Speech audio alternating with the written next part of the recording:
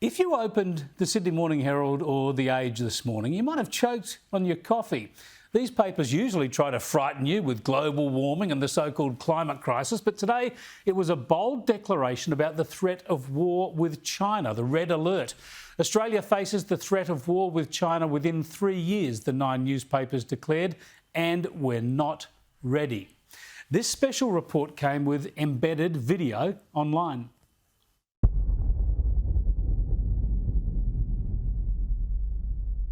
I think the one big thing Australians need to know about our defence and security is that the world is moving from a period of disguised competition to a time where we see the major powers getting ready for conflict.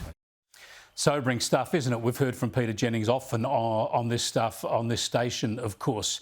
And the big spread of these newspapers included editorials, the paper's formal view, telling us that Australians have been kept in the dark about the threat posed by China. Well, a couple of things. First up, this is a pretty good series from the 9 newspapers. Credit where it's due. They're right to draw attention to this stuff. This is the sort of thing you could have read about repeatedly in The Australian in recent years. You've seen us discussing it here with experts for many years as well. In fact, just last month we aired a good documentary on this, and it was hosted by Pete Stefanovic, and it was talking about the prospect of conflict with China and asking, are we ready for war? There's a repeat screening of that doco on Saturday night, by the way.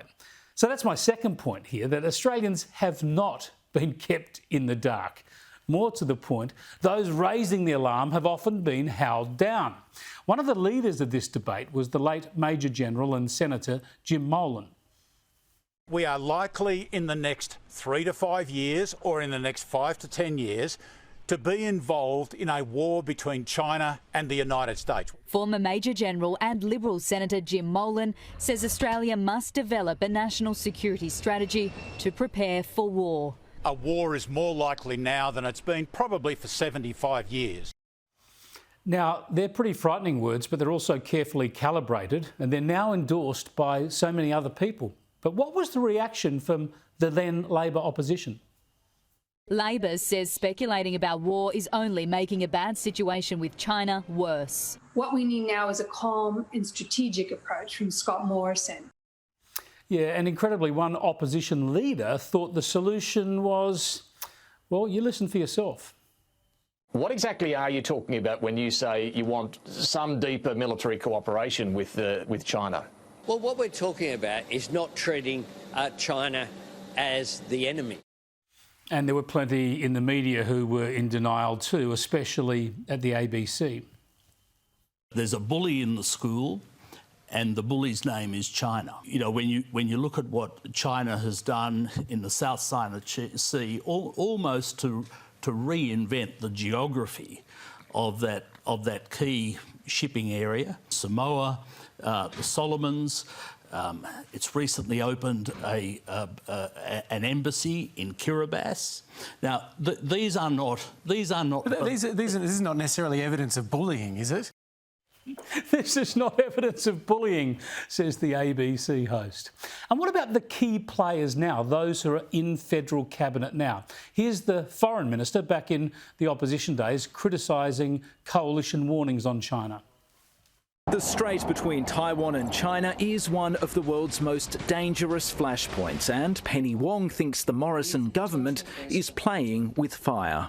Amping up the prospect of war against a superpower is the most dangerous election tactic in Australian history. We have a government who appears to be willing to stoke anxiety, to fuel anxiety about conflict, about war.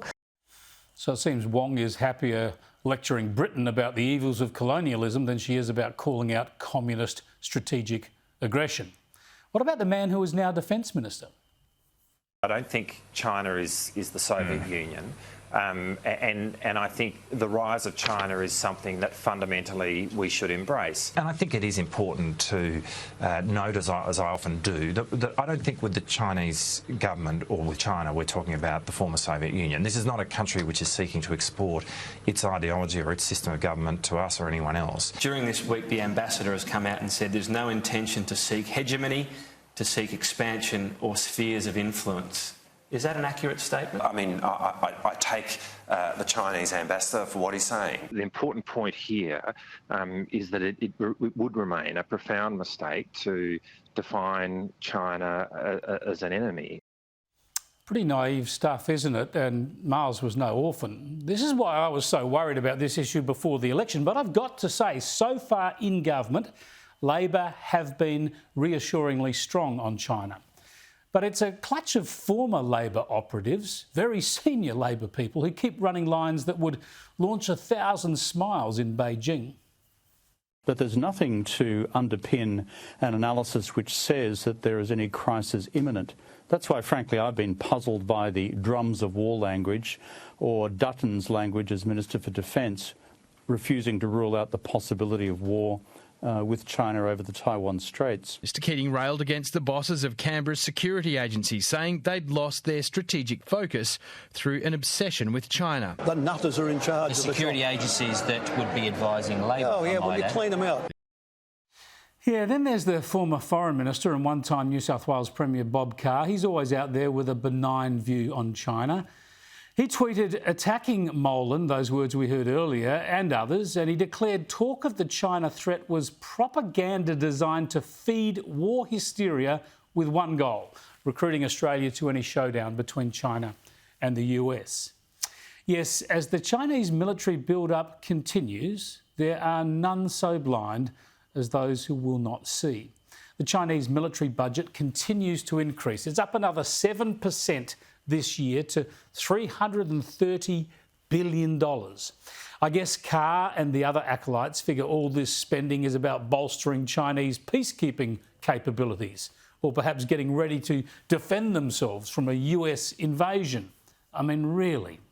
Just have a look at what Paul Keating said today in response to the newspaper spread.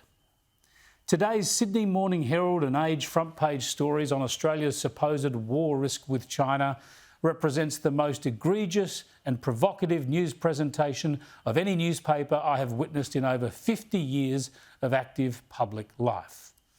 I guess we'll hear similar from the Chinese government in the next day or so. Former Prime Minister Paul Keating there. He's so wrong on this stuff. Thankfully, 9 newspapers have realised, and hopefully all of the current ALP leadership realise it too, that when there are threats building, it is not reckless to talk about being prepared for war. It is reckless not to focus on it.